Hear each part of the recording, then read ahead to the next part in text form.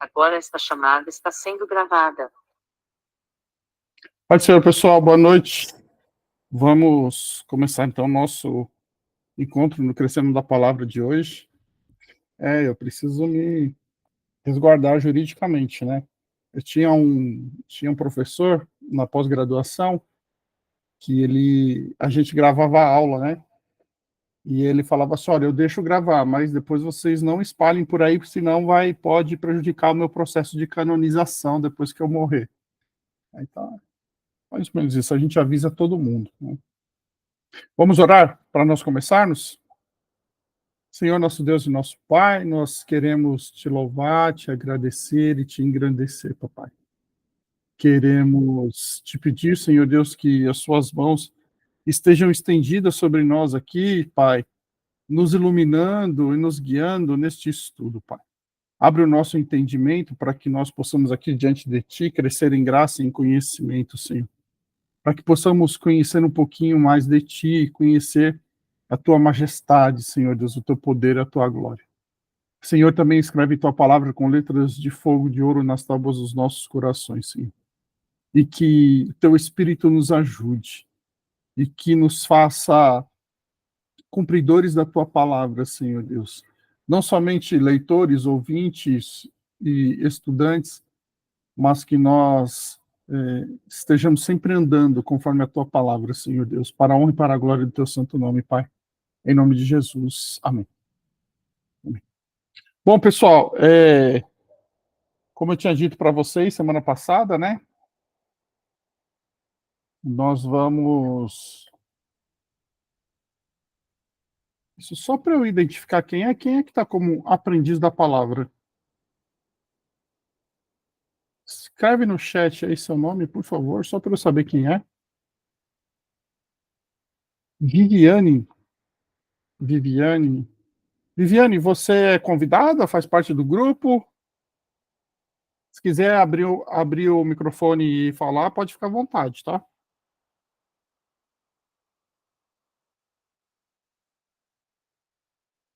Ah, foi convidada pela Suzana. Amém. Seja muito bem-vinda, tá bom?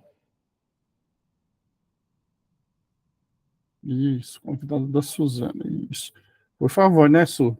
Tem que falar assim só para a gente não fico perdidão aqui, né? Não sei quem é e tal. Seja muito bem-vinda, tá? Qualquer dúvida, qualquer coisa, você pode abrir o microfone, pode perguntar. Eu sempre, eu sempre faço isso com eles aqui. Fica tranquila, Suzana, vai, não peques mais. Bom, pessoal, como eu tinha dito para vocês, então, semana passada, né, nós começamos a ver a criação. E hoje nós vamos falar, então, sobre a criação do homem, especificamente. E aí eu conversei com o pastor Eduardo, como eu tinha dito para vocês, o pastor Eduardo é especialista em departamento da família, dá muitos cursos para... Amém, Suzana. Tranquilo, agora eu já sei, muito obrigado. Cursos de namoro, de noivado, para casais.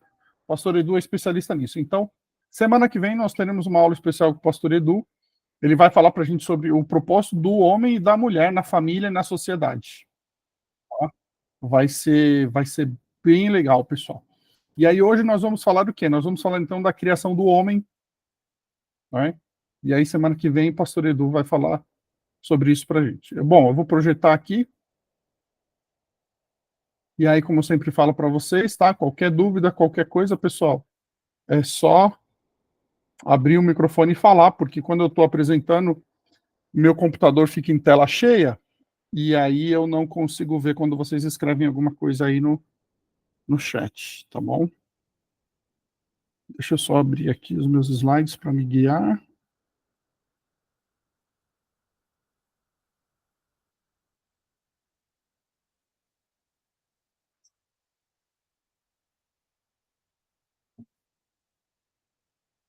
Só um minutinho.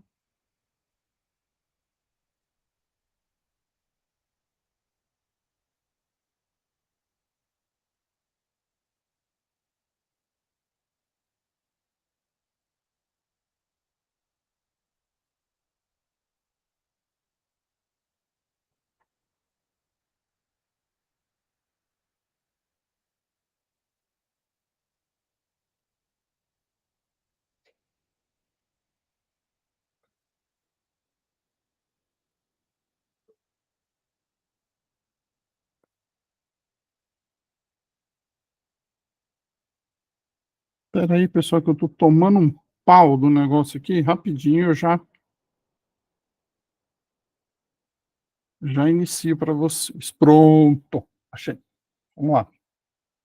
Bom, então hoje nós vamos falar sobre a criação, né? Semana passada nós vimos que a criação também, mas nós vimos a criação de um modo geral, como que Deus cria todas as coisas. E aí nós vimos que o Senhor cria todas as coisas com a criação ex nihilo, né? Que significa que ele criou do nada. Nada existia, só o Senhor existia, só o nosso Deus existia. E aí ele trouxe à existência tudo aquilo que nós vemos e também o que nós não vemos, porque o mundo espiritual também foi criado por ele. Né? Então, tudo aquilo que nós vemos e não vemos, o Senhor Deus criou. E ele criou como? Ele criou com a sua palavra, por intermédio da sua palavra, pelo poder e pela autoridade da sua palavra. Ele disse, haja, e houve, e aí Deus criou todas as coisas, e nós vimos que a criação de Deus, ela é o quê? Ela era boa. Né? Depois ela foi maculada pelo pecado. Nós vimos também que ela não era perfeita, e por isso que o pecado entrou e maculou a criação. Tá? A criação era boa, não era perfeita. Quando a gente lê lá em Gênesis 1, diz assim, e viu Deus que era bom. Então a criação ela era boa e não era perfeita. E aí hoje nós vamos falar sobre a criação do homem. Né? Gênesis capítulo 1, 26 e 27 diz assim, e disse Deus, façamos o ser humano à nossa imagem, conforme a nossa semelhança. Tenha ele domínio sobre os peixes do mar, sobre as aves do céu, sobre os animais domésticos, sobre toda a terra e sobre todos os animais que rastejam pela terra. Assim Deus criou o ser humano, a sua imagem, a imagem de Deus o criou. Homem e mulher os criou. Gênesis 1, 26 e 27. Outro texto também que traz para nós a criação está em Gênesis 2, né? Então o Senhor formou o homem do pó da terra e lhe soprou nas narinas o fôlego de vida, e o homem se tornou um ser vivente.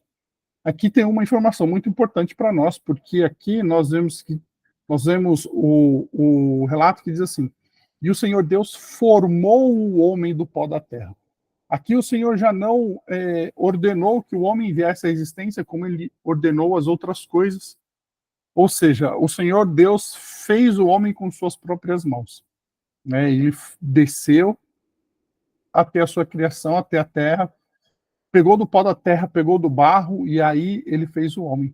E lhe soprou nas narinas o fôlego de vida, e o homem se tornou um ser vivente. Também no capítulo 2, 18, 21 e 22, né, o verso 18, depois o verso 21 e o verso 22 diz assim, o Senhor Deus disse ainda, não é bom que o homem esteja só. Farei para ele uma auxiliadora que seja semelhante a ele. Então o Senhor Deus fez cair um pesado sono sobre o homem e este adormeceu. Tirou-lhe uma das costelas e fechou o lugar com carne. E da costela que havia tirado do homem, o Senhor Deus formou uma mulher e a levou até ele. Pessoal, aqui tem duas informações muito importantes para nós, duas coisas que nós precisamos saber que são muito importantes para nós. Primeiro, Gênesis capítulo 1 e Gênesis capítulo 2, eles não estão em ordem cronológica. Tá? Então, o capítulo 2, ele não é uma continuação do primeiro capítulo. Por quê? Porque no capítulo 2, o Senhor retoma a criação do homem. Tá? Então, no capítulo 1, a gente vê ele criando todas as coisas, inclusive o homem, no sexto dia. E aí nós vimos semana passada do porquê de Deus ter criado o homem no sexto dia, ter criado o homem por último, porque ele veio dando forma e preenchendo aquilo que era sem forma e era vazio, para que o homem tivesse condições de se desenvolver, para que o homem tivesse um ambiente propício para viver. Né? E aí ele cria o homem e coloca, então, o homem nesse ambiente que é a criação.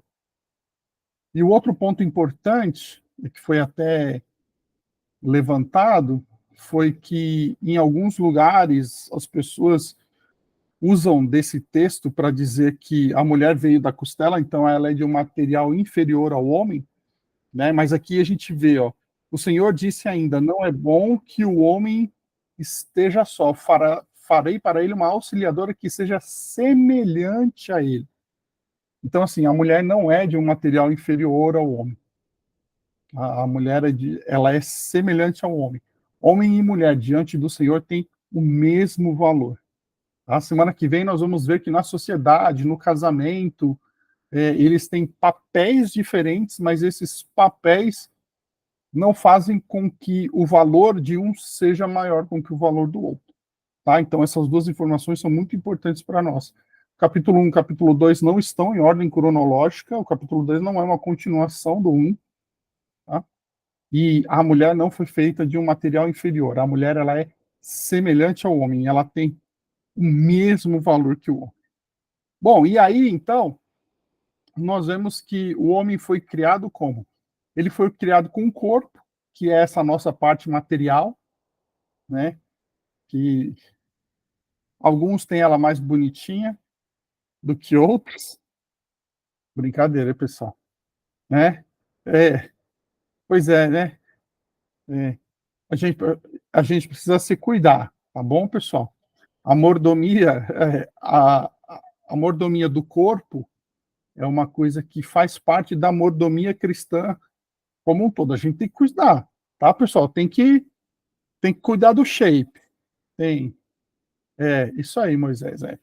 Eu tô precisando me cuidar. Eu tô me cuidando já, tô perdendo um peso, ficar, ficar gatão.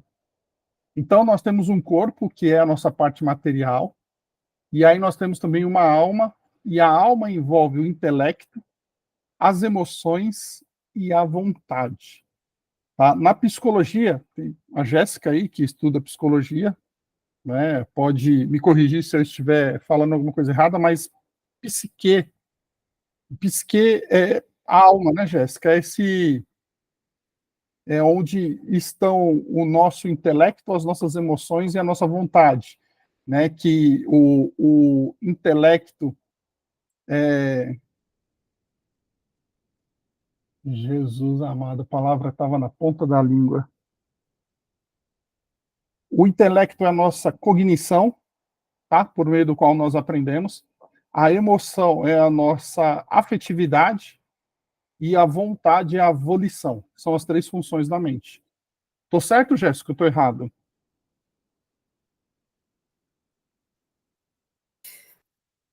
Sim, eu acredito que sim.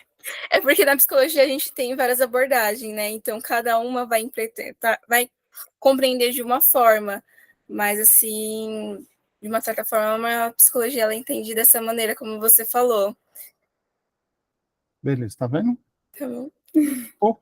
Vou aprendendo também as coisas com vocês. Muito obrigado.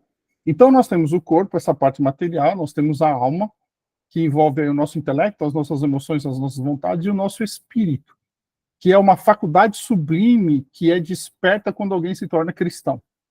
Né?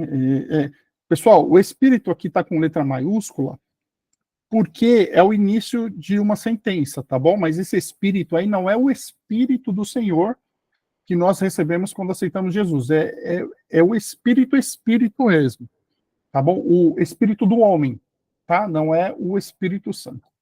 Então nós somos corpo, nós somos alma e nós somos espírito. O Senhor nos fez assim. Isso a teologia chama de tricotomia, tá?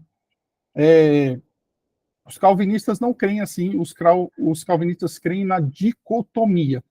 Para eles, alma e espírito é uma coisa só. Por quê?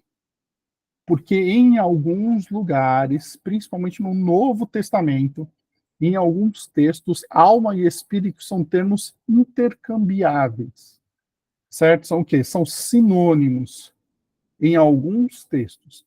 Mas, assim, a nossa compreensão, a nossa igreja segue essa linha, eu sigo essa linha, tá bom?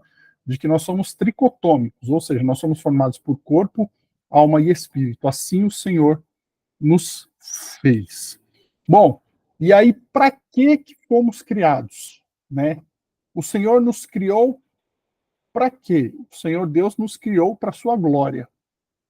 Tá? Vamos lá.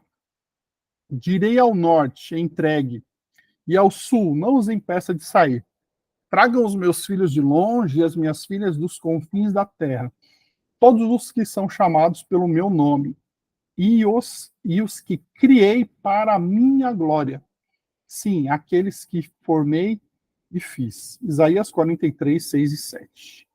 Efésios 1, 11 e 12 vai nos dizer assim: em Cristo fomos também feitos herança, predestinados segundo o propósito daquele que fez todas as coisas, conforme o conselho da sua vontade, a fim de sermos para louvor da sua glória, nós, os que de antemão esperamos em Cristo Jesus. Tá, pessoal? Então, para que o Senhor nos criou? O Senhor nos criou para a sua glória. Anderson, isso quer dizer que nós temos que viver glorificando ao Senhor? Sim, mas viver glorificando ao Senhor não é viver dizendo, né, glória ao Senhor, glória a Deus, aleluia e tal. Não é isso, tá?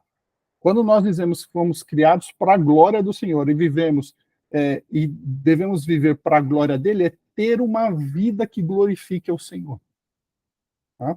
Inclusive, na eternidade, pessoal, a gente não vai viver glorificando ao Senhor, tá? Cantando hinos, só cantando hinos, ali diante de Deus, glorificado seja o Senhor, né? Santo, santo, santo. Não. Para isso já tem os anjos. Na eternidade, nós inclusive vamos viver na terra que será restaurada. E aí terra e céu serão uma só coisa, tá? Então, assim, porque assim, tem muita gente que fala isso, né? A gente vai viver adorando ao Senhor na eternidade. Não, não é bem assim. Outra coisa errada também que todo mundo fala, não sei se vocês já ouviram ou não. Você é músico aqui na Terra? Então sabia que quando você chegar no céu, você já tem função? Porque você vai ser músico lá também? Você vai tocar no coro celestial? Mentira. Tá bom, pessoal? Não, isso não existe na Bíblia em nenhum lugar. Tá bom? Mas não é verdade, a gente não cresceu ouvindo isso? A gente cresceu ouvindo, né? Nossa, pessoal, pelo amor de Deus, não chama música de levita, tá bom?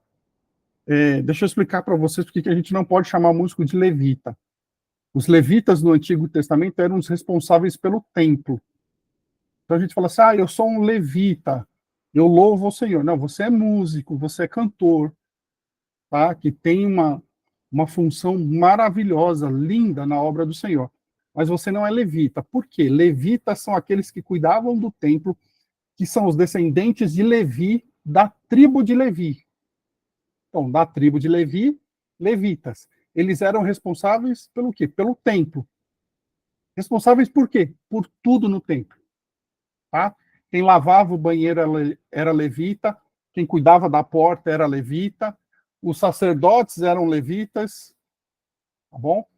Hoje, nós não somos chamados segundo o sacerdócio, e eles eram segundo o sacerdócio de Arão, que foi instituído pelo Senhor no Êxodo. Nós não somos chamados segundo a tribo de Levi, nem o sacerdócio de Arão. Nós somos chamados agora segundo o sacerdócio de Cristo, que não era da tribo de Levi, que era da tribo de Judá. E Cristo veio no sacerdócio de quem? No sacerdócio de Melquisedeque, como diz Hebreus. Tá bom? Melquisedeque, o sacerdote e rei de Salem, que se tornou depois Jerusalém, por isso que algumas pessoas falam Salém, tá?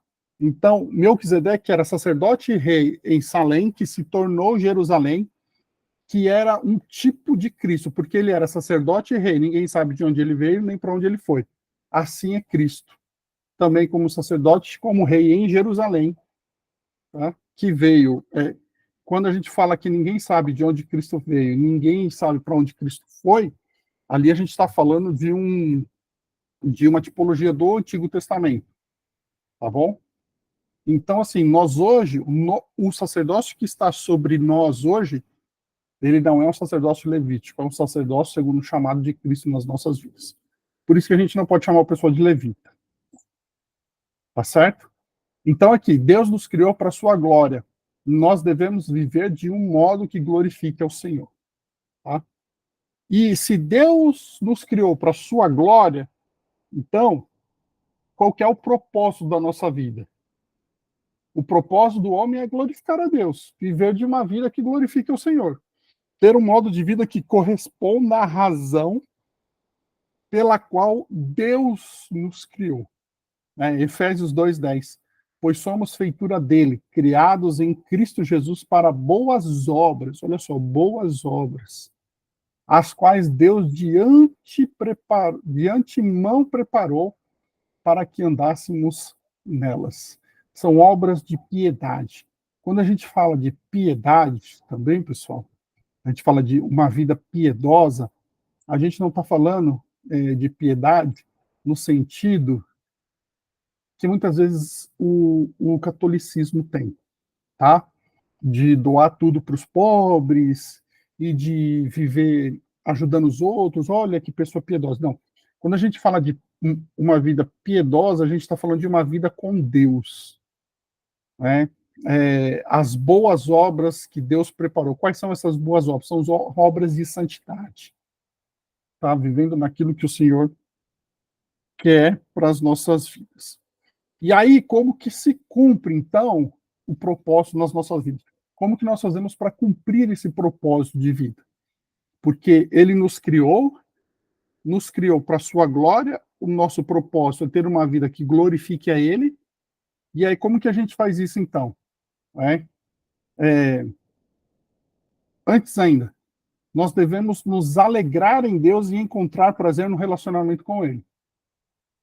Tá bom?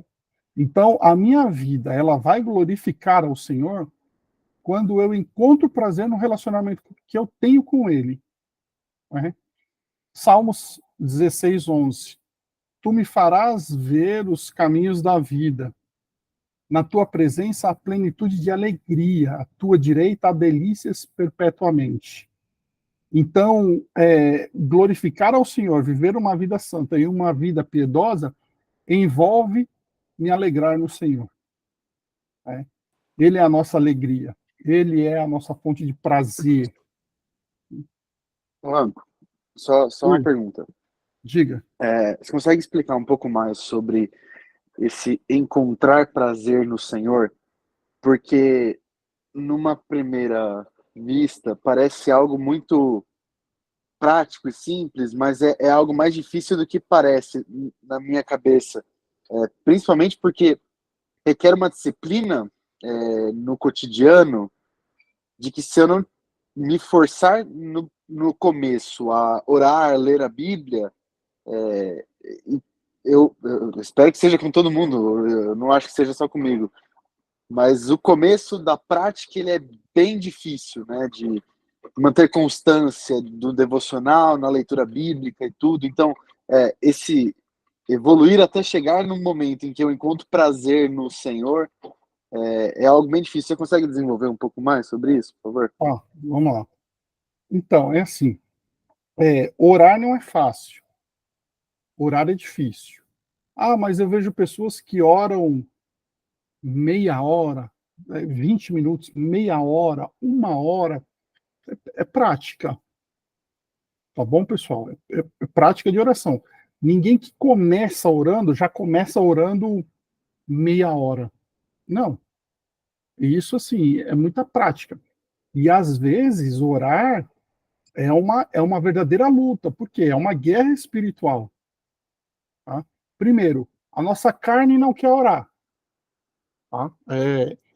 A nossa natureza maculada pelo pecado, a nossa carnalidade, ela não quer pecar. Então, a nossa carne vai lutar contra o nosso espírito, que foi agora vivificado pelo Senhor, né, para a gente não orar. Já começa por aí. Outro ponto, o inimigo das nossas almas não quer que nós tenhamos uma vida de oração, porque uma vida de oração também é uma vida piedosa. Né? Então, assim, é prática. Eu preciso praticar. Eu preciso me esforçar para orar. Né? Separa um tempo do seu dia. Marca na agenda. Não é pecado, pessoal. Fala assim, ó, de tal hora eu vou orar. Entra no seu quarto, tranca a porta, desliga o celular, desliga tudo, e ali, dobra o joelho e se força. E vai ter hora que você vai dobrar o joelho, vai querer orar e não vai conseguir, porque é uma guerra espiritual. Então, assim, a gente tem que tentar. A gente tem que perseverar em oração. Tá? A oração é um meio de graça, é um meio de nós nos achegarmos ao Senhor. Como a leitura da Bíblia é, como o estudo da Bíblia, como nós estamos fazendo aqui, também é. A meditação na palavra é outro meio de graça. O jejum é um meio de graça. Tem um meio de graça que chama solitude, né, que é diferente da solidão. A solidão é uma pessoa que está sozinha. A solitude é uma pessoa que se retira para um lugar onde ela fica com Deus. Tá? A gente chama isso de solitude. Na solitude, o que, que eu faço? Na solitude, eu fico ali pensando no Senhor. Parado, sem fazer absolutamente. É diferente de meditar na palavra dele. Tá bom? Eu fico ali parado, pensando no Senhor. Tá? Todas essas coisas que são meios de graça, ou até meios de santificação também, porque quando nós nos achegamos a Deus por estes meios, o Senhor derrama graça nas nossas vidas e aí nós somos mais santificados.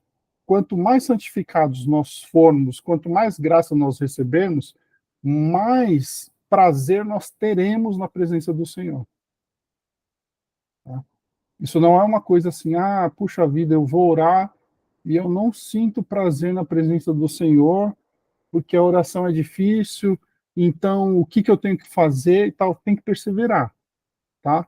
Não é um defeito seu, um erro seu, pessoal, é assim com todo mundo.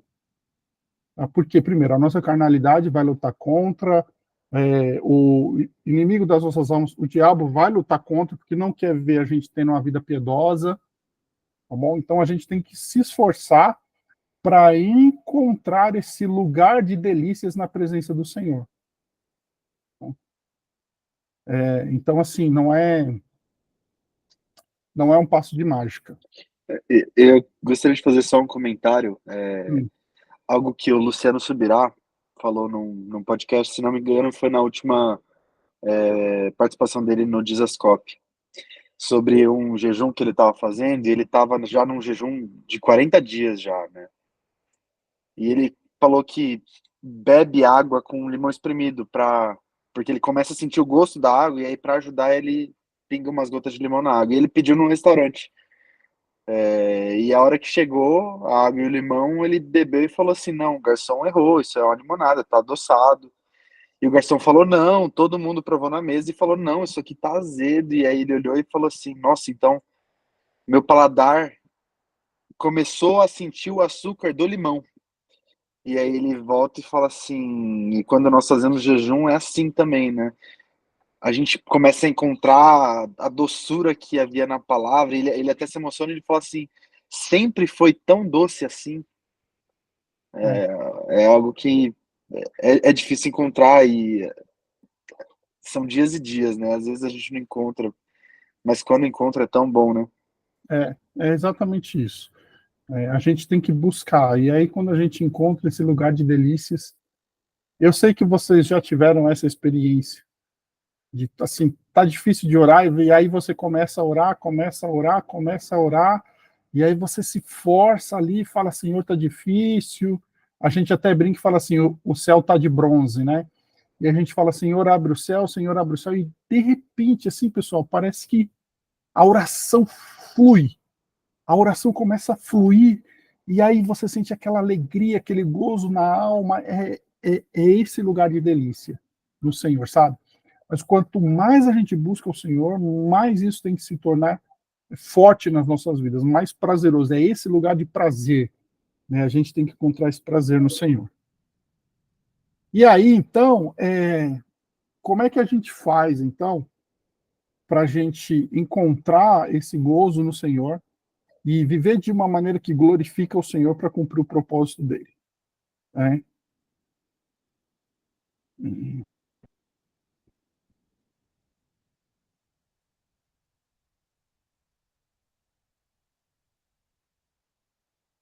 Bom, antes disso, eu estou Estou querendo correr aqui, porque eu estou preocupado que tem bastante slides, mas vamos lá, pulei esse. Quando nós, então, nos achegamos ao Senhor e encontramos esse lugar de delícia, esse lugar de prazer no Senhor, um prazer no relacionamento com Ele, acontece o quê? Deus, Ele também se alegra conosco. Deus se alegra conosco quando nós cumprimos o propósito da nossa vida, né? Que é o quê? Que é estar com Ele, encontrar esse lugar de prazer, esse lugar de delícias, e viver uma vida que glorifica o Senhor. Né? Isaías 62:5. Porque como o jovem se casa com a moça, assim os seus filhos se casarão com você. Como o noivo se alegra com a noiva, assim o seu Deus se alegrará com você. Olha só, pessoal, que coisa maravilhosa. Né? O Senhor, seu Deus, está no meio de você, poderoso para salvar. Ele ficará muito contente com você. Ele a renovará no seu amor e se encherá de júbilo por causa de você. Sofonias 3, 17 e 18. Então, pessoal, olha que coisa linda aqui. Ó.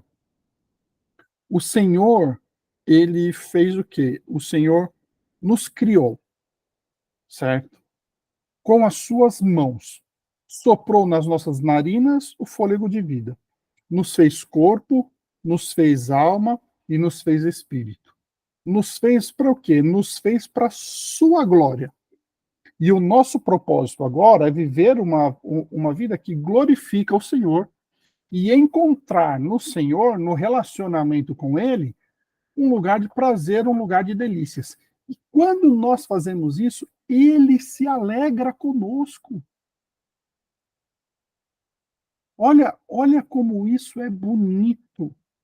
Chega a ser até poético, né? Chega a ser até romântico. E aí você vê que Deus, ele usa o quê? Ele usa realmente a metáfora do casamento. Porque assim como homem e mulher se tornam uma só pessoa, nós em espírito nos tornamos um em comunhão com Deus. Olha como isso é bonito. E aí, o propósito da criação do homem vai se cumprir nas nossas vidas quando nós entendemos que nós precisamos o quê? Adorar a Deus.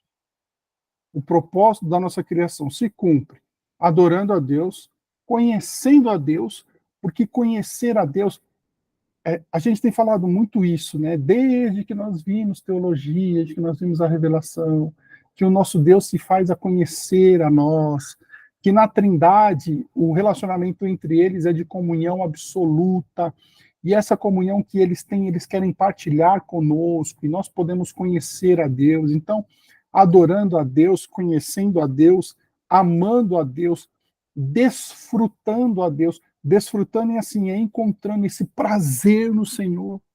Eu estava vendo o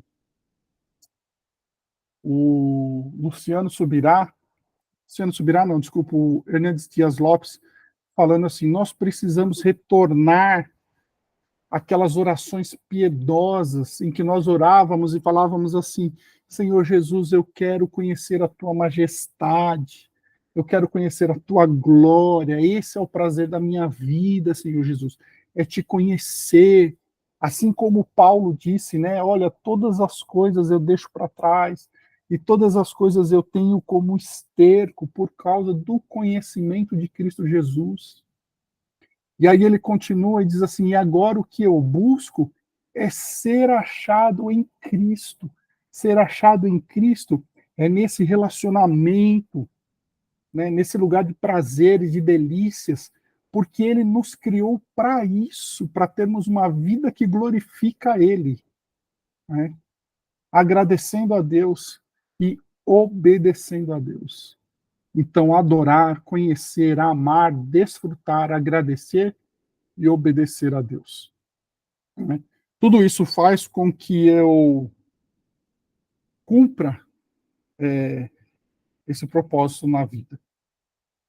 Aí eu trouxe uma citação do Wayne Grudem para nós meditarmos um pouquinho. O fato do homem ser a imagem de Deus, ali tem dois As, esquecem o primeiro, tá? Saiu a mais. O fato do homem ser a imagem de Deus significa que o homem é semelhante a Deus e o representa. Tá? E aí, essa imagem de Deus, a imago Dei, o que é essa imagem de Deus? Vamos lá. O Senhor Deus disse em Gênesis 1:26, façamos o homem a nossa imagem. Então, Deus deseja fazer com que o homem seja semelhante a ele. Tá? As palavras semelhança, demut e imagem, selem, significam algo parecido, mas não idêntico. Tá? Então, quando Deus fala que vai nos fazer a imagem dele, semelhante a ele, é parecido com ele, não idêntico a ele. Né? Façamos o homem para que se pareça conosco e seja o nosso representante. E aí, quando pensamos, então, no homem como imagem de Deus, nós entendemos que todos os homens são criados à imagem e semelhança de Deus. A imagem de Deus é inseparavelmente ligada à natureza humana. A imagem de Deus é o que somos, a nossa natureza, não o que fazemos ou temos. Não é o que eu faço ou o que eu tenho que me faz imagem de Deus, é o que eu sou. E eu sou o quê? Eu sou criado à imagem de Deus. A imagem de Deus consiste nas aptidões de personalidade, interagir com outras pessoas, viver em comunidade, pensar e refletir, possuir um livre-arbítrio. E aí nós temos os aspectos da nossa semelhança com Deus. O primeiro aspecto é o aspecto moral, os aspectos morais, né? Somos criatura moralmente responsáveis por nossas ações diante de Deus. Deus não é livre nas suas ações? Ele também nos fez livre nas nossas ações. E a gente precisa entender que todas as nossas ações, que nós responderemos a todas as nossas ações a Deus. Me veio agora à mente, se eu não me engano, é Eclesiastes 12, começo do capítulo, que diz assim, para os jovens, né? Ande segundo a vista dos seus olhos e segundo o seu coração, mas saiba que Deus te trará a juízo por todas estas coisas. Então, assim, nós somos moralmente responsáveis por nossas ações diante de Deus. Esse é um aspecto moral que Deus tem e nós também temos, tá? Aspectos espirituais. Nós temos uma vida espiritual que nos capacita a nos relacionarmos com Deus pessoalmente. Tá? Por meio do Espírito dele, que hoje habita em nós, nós temos esse relacionamento íntimo com ele. Tá? Os aspectos mentais, nós temos a habilidade de raciocinar de forma lógica e de aprender. E os aspectos relacionais, temos a capacidade de nos relacionarmos com Deus e com os nossos irmãos em amor. Esse aspecto relacional é diferente do aspecto espiritual. Os dois falam de relacionamento, mas eles são diferentes, tá?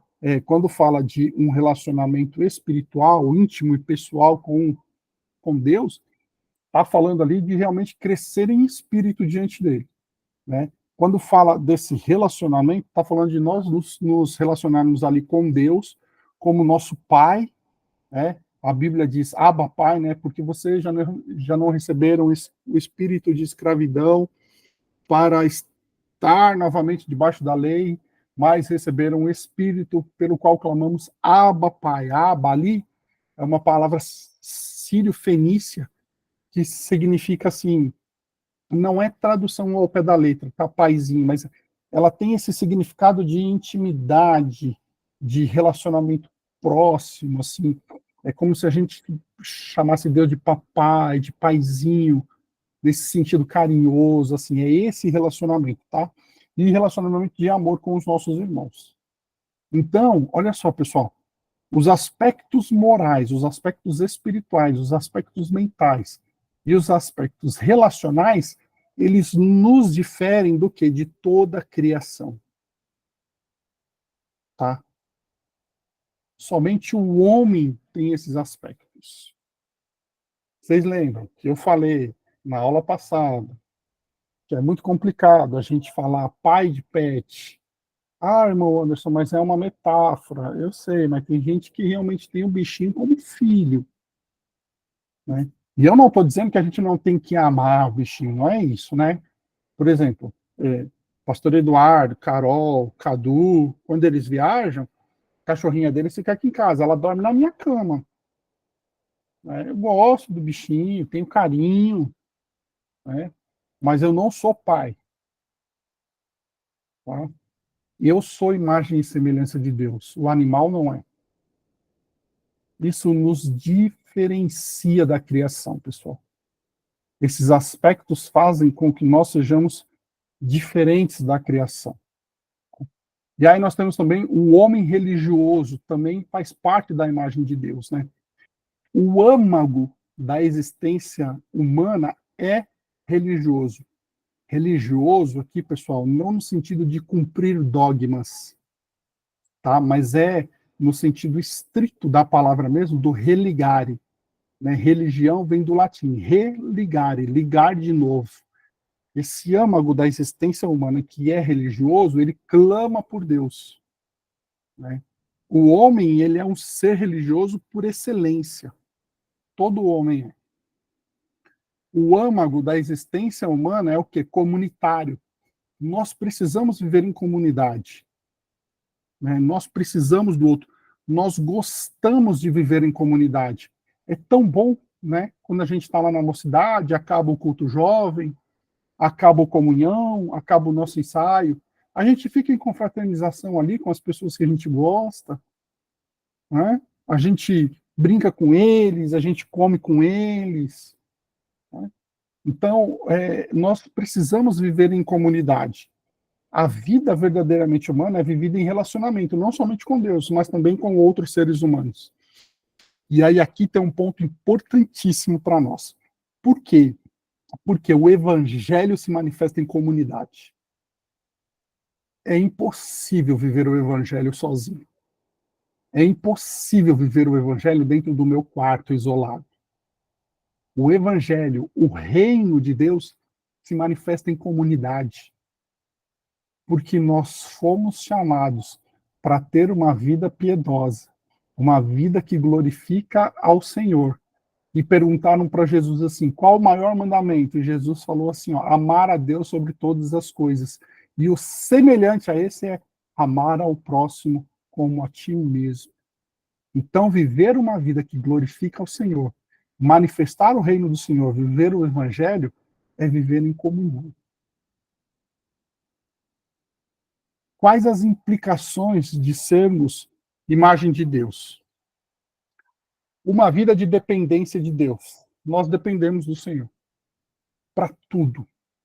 Ele não depende de nós para nada. Nós dependemos dele para tudo. Viver um relacionamento com Deus íntimo, pessoal, em que ele se revela para nós, em que ele se faz a conhecer, em que nós podemos conhecer a Deus. Refletir Deus, ser como ele, espelhar o seu caráter. Nós temos a imagem de Deus em nós. E aí, por isso, nós podemos o quê? Refletir o caráter de Deus. Para quem? Para quem não conhece a Deus.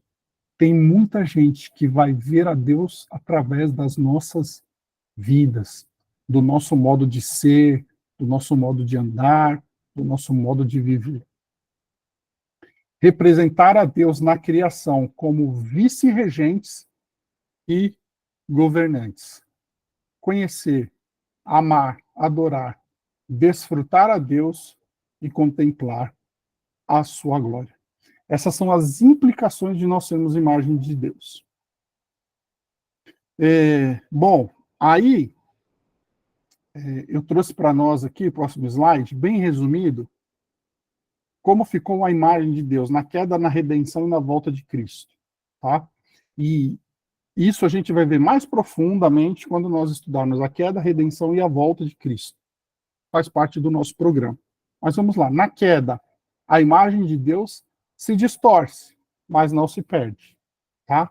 Então, quando o homem peca, a imagem de Deus, ela ficou distorcida. Por quê? Porque ela foi maculada pelo pecado. Mas ela não se perdeu. Na redenção em Cristo, a recuperação gradual da imagem de Deus. Por que recuperação gradual? Porque agora, nós que estamos em Cristo, redimidos em Cristo, o Espírito Santo, que faz habitação em nós, ele trabalha nas nossas vidas, mudando o nosso caráter e forjando o nosso caráter segundo o caráter de Cristo. Então, a imagem de Deus, que foi distorcida por causa do pecado, ela vai sendo gradualmente recuperada. Isso, pessoal, é o processo de santificação. E na volta de Cristo? Na volta de Cristo, quando ele voltar para nos arrebatar com ele, os mortos ressuscitarão, a restauração da imagem de Deus será completa. Tá? Assim como foi com Adão antes da queda, a imagem de Deus será completa nas nossas vidas. Tudo isso traz para nós um senso de responsabilidade muito grande. Não só sobre as nossas vidas, mas sobre a criação como um todo. Tá? E aí eu trouxe uma frase aqui do Jonathan Chaplin para nós pensarmos um pouquinho sobre isso. Podemos prensar as uvas para fazer vinho, mas não poluir a vinha. Podemos desenvolver tecnologia sofisticada, mas não em detrimento de trabalho humano recompensador. Somos livres para comer de todas as árvores do jardim, mas não para pulverizá-las com produtos químicos destrutivos com vista ao lucro rápido. Agora, preste atenção. Junte tudo o que nós vimos na aula passada. Como Deus criou todas as coisas. Como o Senhor teve cuidado com a sua criação.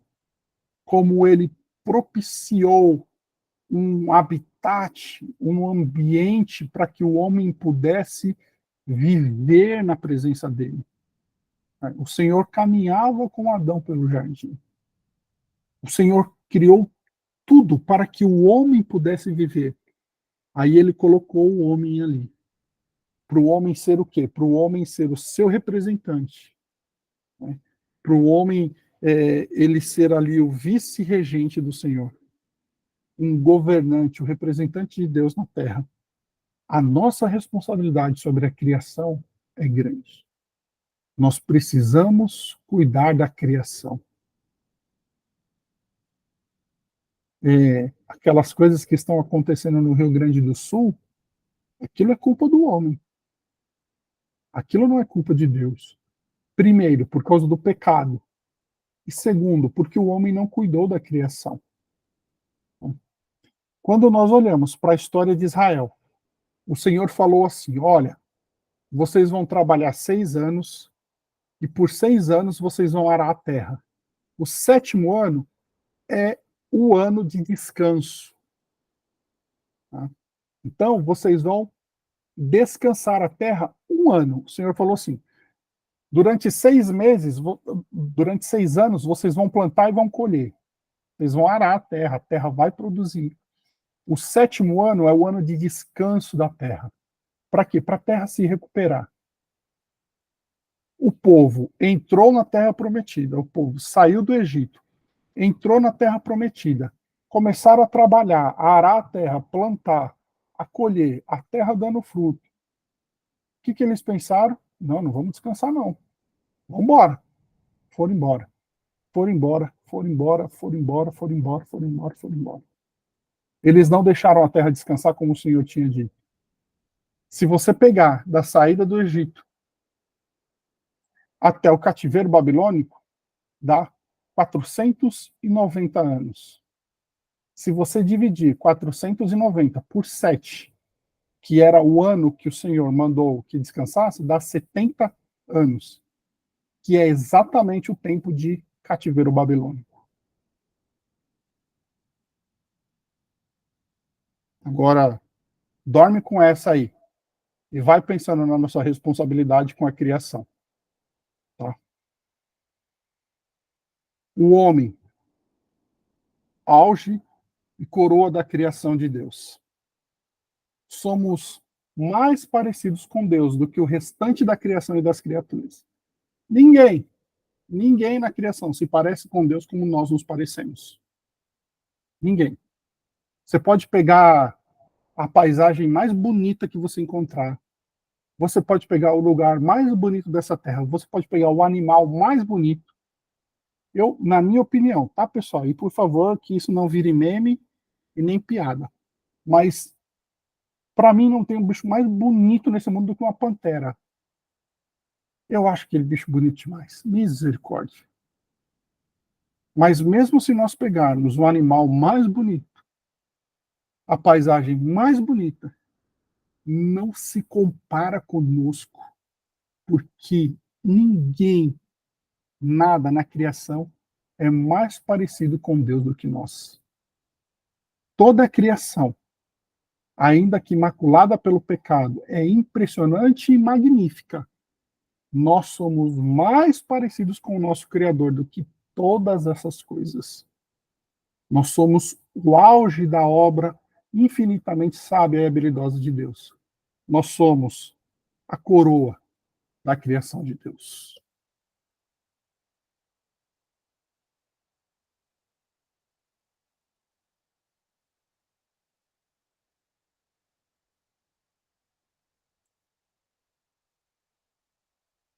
Bom, pessoal, deu para entender um pouquinho de como você foi criado, por que que você foi criado?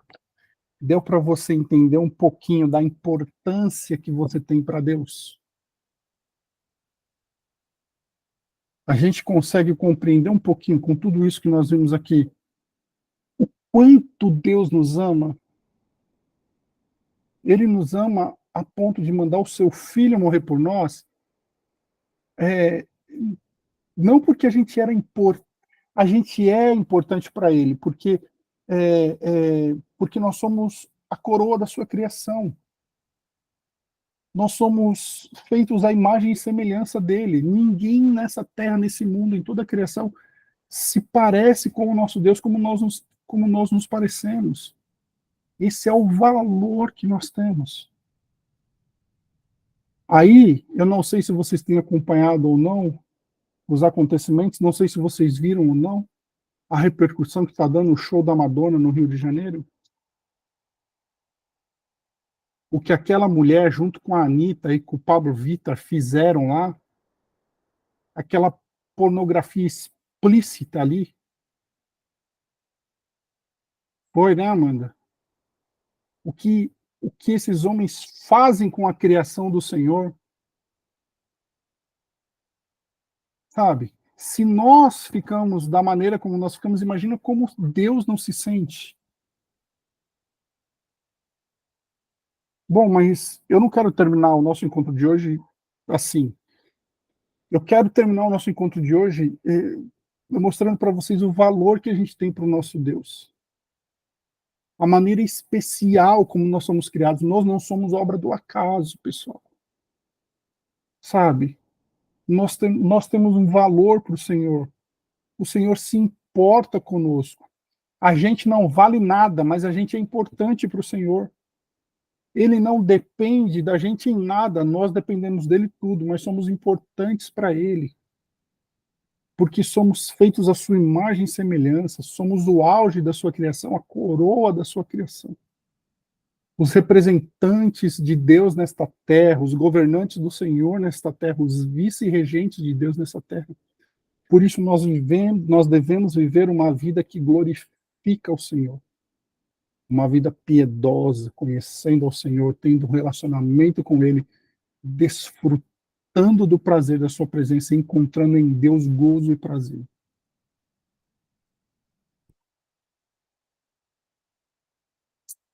Alguém quer falar alguma coisa? Fazer alguma pergunta? Fazer alguma colocação? Pode abrir o microfone e falar. Diga, Suzana. É mais um comentário, né? É isso que você acabou de falar. E é isso que dá sentido à nossa vida, né? É estar nesse propósito para o qual o Senhor nos criou, né? Não adianta, a gente pode procurar, e às vezes a gente é teimoso e procura, né, em outros lugares, em relacionamentos até com pessoas, mas é somente nesse relacionamento e nesse propósito, né, de glorificar a Deus que a gente vai ser pleno e completo realmente. Tem muita gente que fala assim, né? Arrume alguém e seja feliz, né? Assim, arrume um namorado, um noivo, um esposo, uma namorada, uma noiva, uma esposa e seja feliz. Não. Seja feliz em Deus e arrume alguém para compartilhar dessa felicidade em Deus, desse prazer em Deus, desse gozo em Deus. Né? O pastor Edu vai falar. Creio eu, né? Não sei, não estou na cabecinha do pastor Edu, mas acho que ele vai falar sobre isso e vai ser bom demais. Diga, Lê.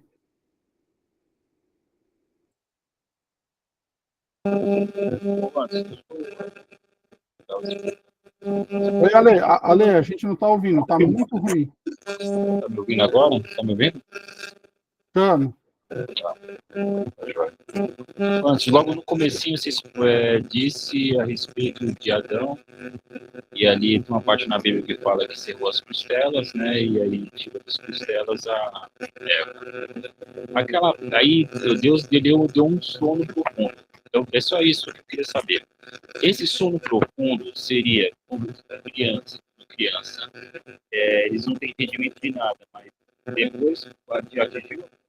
Ale, eu não estou conseguindo entender o que você está falando. Consegue me ouvir? Ah, agora sim, Tá. perfeitamente. Eu tirei o fone de ouvido agora melhora. Eu entendi só até, e Deus fez cair em Adão um sono profundo, só até aí. Esse sono profundo quer dizer que entre menino e menina, né, tem um período deles quando são crianças, aí quando atinge a puberdade, né, aí eles têm um conhecimento como se fala, do sexo deles. Esse sono profundo não quer dizer a respeito como se fala, Não? Não, esse sono profundo é um sono profundo. Deus anestesiou Adão, tirou uma costela dele e fez Eva. É isso.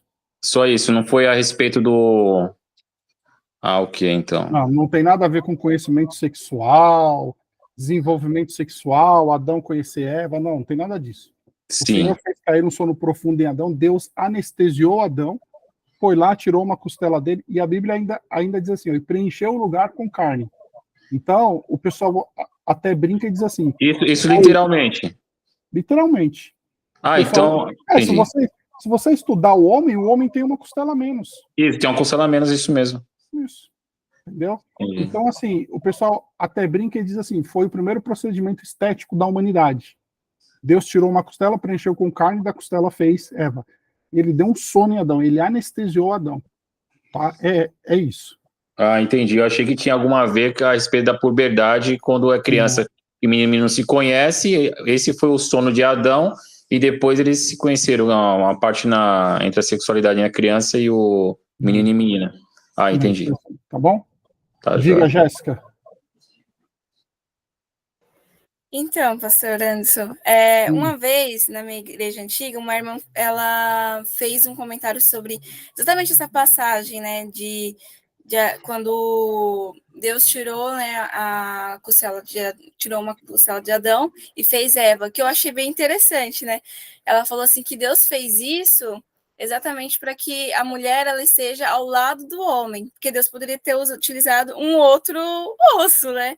Mas Deus ele utilizou o osso da costela para que... Está dando um pouquinho de ruído. Agora foi. Não, era o valor. Para que pudesse a mulher estar ao lado do homem. Então, eu achei interessante, achei bonito ela falar isso. Assim, eu acredito que seja mais ou menos dessa linha, né? O porquê que Deus tirou a costela, tirou a costela de Adão e fez Eva. Então, é bonito, né? Mas Não, não, não. Teologicamente, não. Essa não é a explicação. Há uma explicação biológica para isso, que eu não vou saber dizer direito para vocês. Eu vou atrás, estudo e trago para vocês. Mas parece-me, tá? Eu li isso em algum lugar, em algum livro, que dentro da costela tem um tipo de célula-tronco que é muito forte, muito poderosa. E eu acho que de todos os ossos que Deus poderia usar para fazer Eva, talvez o da costela fosse que o homem mais não fosse o que o homem menos sentiria falta, porque para a gente não faz falta nenhuma ter uma costela a menos, entendeu? Talvez se Deus tirasse de um outro osso, talvez faria falta. Mas é porque assim, Jéssica, as pessoas dizem isso porque durante muito tempo se propagou a ideia de que a mulher era inferior ao homem. Então, para rebater a ideia de que a mulher era inferior ao homem, as pessoas falavam: ah, Deus tirou do lado para que ela andasse ao lado dele, nem embaixo nem acima, mas ao lado, tivesse o mesmo valor.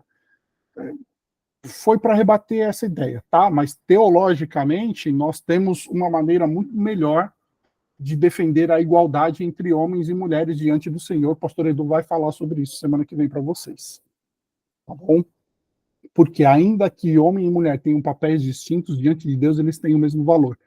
E isso não é porque a mulher foi feita da costela do homem, isso porque a mulher também é a imagem e semelhança de Deus, como o homem é.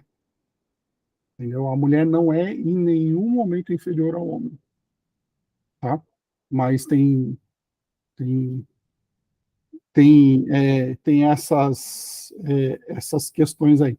A gente ouve muita coisa, pessoal, que era uma maneira dos mais antigos que não tinham tanto conhecimento teológico de defender algumas verdades para combater alguns abusos. E esse era um argumento. Eles defendiam essa verdade de que a mulher é igual ao homem, e é uma verdade, a mulher é igual ao homem, para combater um abuso de que as mulheres eram inferiorizadas aos homens. Tá? Então, assim, fizeram com um propósito bom, fizeram de uma maneira boa, mas teologicamente a gente não tem respaldo para isso. Tá certo? Diga, Jéssica, pode falar. Então, eu acho bem importante esse estudo, assim, é um comentário só, porque na minha faculdade eu escuto muita coisa que eu sei que vai contra a palavra de Deus, e às vezes eu me calo, porque, tipo, como que eu vou rebater isso? Eu sei que tá errado, mas como é que eu vou falar? Como que eu vou falar isso? Então, assim, agradeço a Deus pela sua vida, do pastor Edu, porque isso eu sei que vai me ajudar bastante. É isso aí. Precisar da gente, estamos aí. Tá certo? Não sei se vocês viram ou não, mas acho que semana retrasada faleceu o pastor Dr. Adalto Lourenço, que era o maior brasileiro especialista em criacionismo. Não sei se vocês viram isso ou não. Ele faleceu, novo ainda, 60 e poucos anos, teve um infarto, e ele era simplesmente fora da curva, né? Porque nós temos o evolucionismo, que vem de Darwin, e o criacionismo, que defende que Deus criou todas as coisas. Ele era um criacionista, ele era um cientista, criacionista, estudou no MIT, cara, assim, ponto fora da curva. E ele tem 2 livros escritos, um livro chama Gênesis 1 e 2. Esse cara escreveu mais de 500 páginas sobre o capítulo 1 e 2 de Gênesis. Eu nunca tive tempo hábil de ler esses livros, eu nem os tenho. Eu vou ver se eu compro esse livro durante essa semana, vou dar uma olhada, vou ver se lá ele fala alguma coisa sobre a mulher ter sido criada da costela, e aí eu falo para vocês. Tá bom? Provavelmente ele deve ter falado alguma coisa sobre isso. Se alguém tiver o livro aí, quiser pesquisar e depois quiser falar para a gente, fica à vontade. Mas eu vou atrás, tá bom? Vamos lá, pessoal? Mais algum comentário, colocação, pergunta? Diga, Viviane. Espera aí, Carla, eu já abro para você, tá? É que eu acho que a Viviane levantou a mão, correto? Isso, diga, Viviane. Primeiramente, boa noite, é um prazer estar aqui com vocês estão me ouvindo? Estamos sim. A Su me convidou, né, para mim assistir a aula e eu acho muito interessante, porque assim como o nome aí, Aprendiz da Palavra de Deus, eu ando estudando bastante sobre. E a parte que eu achei interessante, que eu queria deixar um comentário, na verdade, é sobre a parte do vazio de Deus que a gente tem, né? A gente tem aquele espaço, por mais que muitas pessoas neguem, e como a Su falou, tenta preencher esse espaço, ele só pode ser preenchido verdadeiramente por Deus. Não tem outra forma de preenchê-lo. E como a Jéssica também falou sobre a costela, eu também ouvi isso num seminário de mulheres, e eu acho que elas usam isso mais assim para, vamos dizer que seja para deixar as mulheres com mais aquele negócio, eu sou igual, Deus pensou em mim, mais uma forma simbólica, né, do que a teológica, até porque agora eu estou vendo mais teologicamente, é bem diferente a forma do teólogo colocar, né, as partes bíblicas, e a gente precisa ter bastante, assim, vamos dizer, foco, né, ver bem o que a gente está lendo, as interpretações, os comentários, porque tá tendo muitas mentiras, muitas pessoas, assim, inventando muita coisa sobre a Bíblia, e é muito triste. E sobre debater, Jéssica, eu já ouvi uma pessoa que as pessoas falam assim, uma frase, na verdade, que as pessoas falam assim, sábio é aquele que escuta, né, e não responde. Ele escuta, depois que ele tem um estudo, alguma coisa, se for perguntado novamente, ele vai ter uma resposta. Então, sábio é aquele que não debate, que não responde. E era só isso mesmo que eu queria deixar, e eu gostei bastante da aula, espero que eu possa participar das outras também. Amém. Muito obrigado. Será muito bem-vinda às nossas aulas. O provérbio diz, né? O tolo fala e o sábio cala. E Provérbios fala muito sobre a gente falar. Provérbios fala muito sobre isso, né? Diz o tolo sai falando, o tolo fala impetuosamente, o tolo fala direto e tal. E ele fala: o sábio não, o sábio é aquele que escuta, o sábio é aquele que se cala, pensa primeiro antes de falar, todas as coisas. Eclesiastes 3:11 vai falar assim: Deus fez tudo formoso no seu devido tempo, também pôs a eternidade no coração do homem, sem que esse possa descobrir as obras que Deus fez desde o princípio até o fim. Quando Eclesiastes fala que Deus pôs a eternidade no homem, a teologia chama isso de sensus divinitatis, ou senso do divino. Todo homem tem esse anseio pelo divino no seu coração, porque Deus colocou no coração do homem. Então, todo homem tem uma busca que só é finalizada quando nós encontramos este prazer no Senhor. Tá?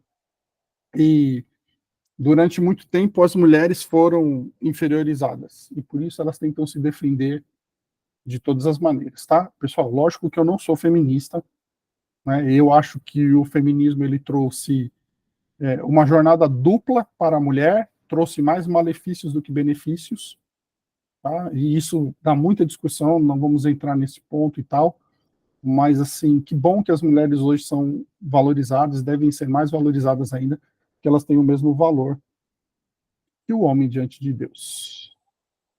Carla, você quer falar alguma coisa? Paz Senhor, pastor. Paz Senhor, pessoal que está aí. Então, na verdade, também queria fazer um comentário. Eu achei bem interessante a parte que o senhor falou sobre oração. Depois, acho que a Suzana fez um comentário, só acabou falando sobre a felicidade, né? Tipo, as pessoas querem casar para ser felizes, enfim.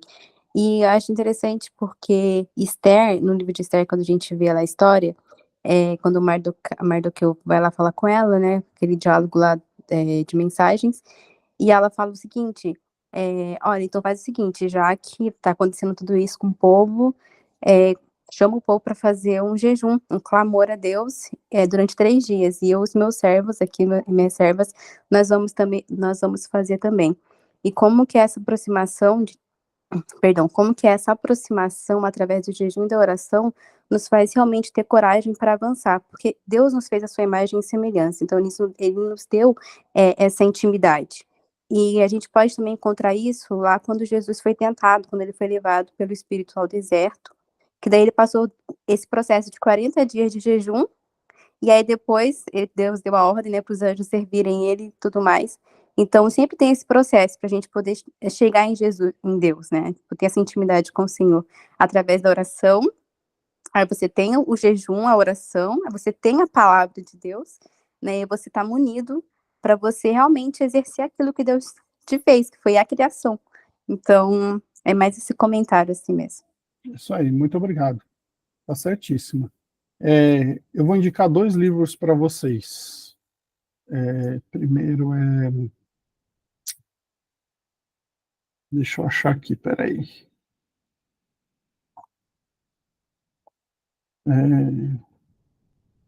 Não, mas esse aqui. Deixa eu abrir aqui rapidinho para vocês verem, peraí.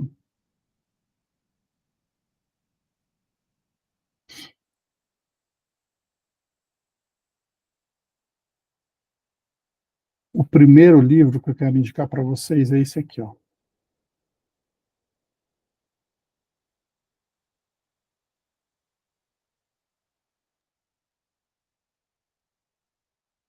Este livro. Richard Foster, Celebração da Disciplina, O Caminho do Crescimento Espiritual. Tá? Pessoal, esse livro é sensacional. Celebração da Disciplina. Fala sobre o quê? Fala sobre as disciplinas espirituais nessa busca do Senhor, por onde o Senhor derrama graça nas nossas vidas, tá? Nesse livro que eu aprendi sobre a solitude, que eu não sabia, porque geralmente quando a gente fala sobre disciplina espiritual, a gente pensa que são 3, né? A oração, o jejum e a leitura da palavra. E não é só isso, tem muitas outras, tá, pessoal? Então esse livro é sensacional. E o outro é o do Luciano Subirá, que vocês conhecem muito bem, que é esse aqui, ó. A Cultura do Jejum, tá? Se vocês puderem, quiserem, tiverem condições, adquiram esses livros e leiam e coloquem em prática, tá bom? Eu lia esse livro e eu queria jejuar assim incansavelmente. Tá? O do Luciano Subirá está R$ 35 na Amazon, o outro está 53, alguma coisa assim, um pouquinho mais caro. Tá bom? Mas esses livros falam sobre isso e são assim, fabulosos. São livros que ajudam a gente a realmente crescer diante do Senhor e crescer em graça e em conhecimento. Tá bom? Eu tenho os 2. Diga, Caduzão. Vendo o Luciano Subirá falar sobre jejum, dá vontade de nunca mais comer, né? Ah, rapaz. Você vê aquele homem falar sobre jejum, você fala assim, meu Deus, eu não sou crente, não. Eu não sou crente, não. Tá bom? Procure. Tem um outro livrinho que eu queria indicar para vocês, que é do Luciano Subirá também, que chama Até que Nada Mais Importe. Não sei se vocês sabem ou não, esse é um livro que virou uma pregação, é uma pregação que virou um livro de uma experiência que o Luciano teve. Ele disse que fez um jejum prolongado, saiu desse jejum, foi para uma oração. E aí ele disse que chegou nessa oração e o pessoal começou a louvar um hino na igreja, e as pessoas chorando, adorando ao Senhor, prostradas, e ele disse que ele parado, não sentindo nada.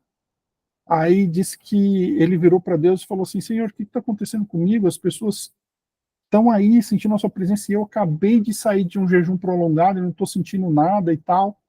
E aí disse que Deus virou para ele e falou assim para ele assim, é porque você está me buscando pela performance. Ou seja, só para falar assim, ó, eu jejuei prolongadamente e tal. E aí disse que ele virou para Deus e disse assim, Senhor, então como é que eu tenho que te buscar? E disse que o Senhor falou para ele assim, ó, até que nada mais importe. Pessoal, vou falar um negócio para você, é um livro fininho assim, ó, mas é impactante aquele livro. Aquele livro mudou o meu relacionamento com o Senhor. Se vocês puderem, vão atrás e põe no YouTube, até que nada mais importe, porque tem, né, Everson? É fantástico, né? Porque virou uma pregação e depois virou um livro. Tá? Então vai lá no YouTube e põe assim, ó, Luciano Subirá, até que nada mais importe. Vai para o seu quarto hoje à noite, pega o celular, põe o fone de ouvido e deixa Deus falar com você. Bom, mais alguma coisa, pessoal? Pastor, Diga, Everson. paz.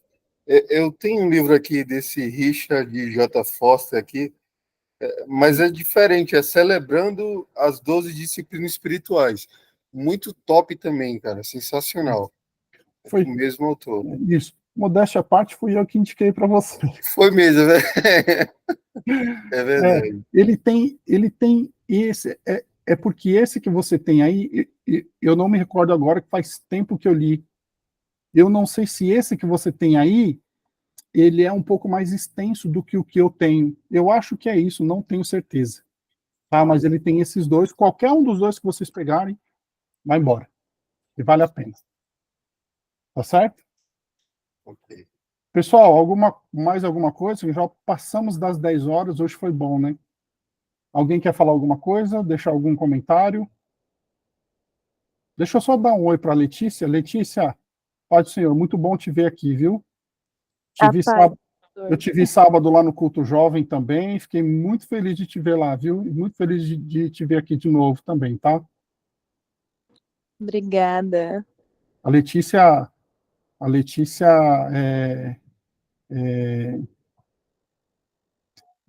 como é que eu posso dizer? Eu lembro da Letícia lá na Conselheiro Cotegipe ainda, quando a gente ainda estava com... Pessoal, não quer dizer que